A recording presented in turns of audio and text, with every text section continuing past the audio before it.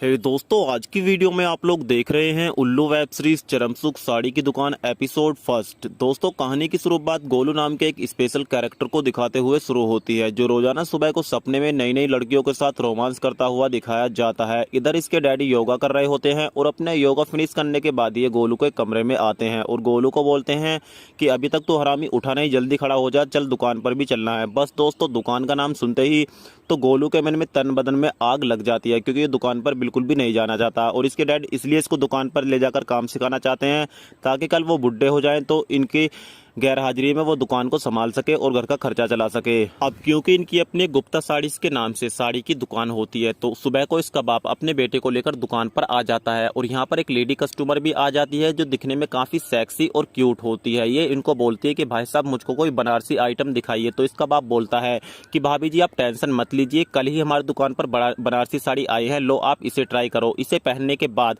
जो आपका लुक है, आप बिल्कुल दीपिका पादुकोण लगोगी, क्योंकि अगर आपने बाजीराव मस्तानी मूवी देखी है और उस मूवी में दीपिका पादुकोण ने जो साड़ी पहनी थी वो लोग हमारे यहीं से ले गए थे। इस बात को सुनकर दोस्तों ये लेडी थोड़ा मुस्कुरा जाती है और उनको बोलती है कि भाई साहब, आप भी मजाक करते हो। अब ये अपने बेटे यानी गोलू को बताता है कि इस औरत को साड़ी तू पहनाएगा। इस बात को सुनकर गोलू थोड़ा टेंशन में आ जाता है, क्योंकि अपनी बाप की नज़रों के सामने ये इस औरत को साड़ी कैसे पहना सकता है। लेकिन दोस्तों ये इसको काम करना पड़ता है। अब गोलू इस औरत को साड़ी पहनाना शुरू कर देता है और साड़ी पहनाने के दौरान इसका जो औजार है वो उफान मारने लगता है और दोस्तों ये इसको ठंडा करने के लिए यहाँ से भाग जाता है। अब गुप्ता जी घर फोन करते हैं और बताते हैं कि तुम्हारा लाडला बेटा जिसको तुमने सर पर चढ़ा के रखा है, वो तो दुकान पर 1 मिनट भी रुकने के लिए तैयार नहीं है और वो दुकान से अभी भाग गया है। जरूर वो घर पर ही होगा, जल्दी उसको दुकान पर भेजो। तो ये बोलती है कि ठीक है, मैं अभी ये कमरे में जाकर देखती हूँ। अब दोस्तों ये गोलू के कमरे में आती है, तो यहाँ पर इसको गोलू की जगह गोलू की बहन जिसका नाम डोली होता है वो दिखाई देती है और इसको ये बोलती है कि तू यहाँ पर क्या कर रही है और गोलू कहाँ है। अब ये बहाना ले देती है और बोलती है कि माँ, गोलू की तबीयत बहुत ज़्यादा खराब है, वो सो रहा है।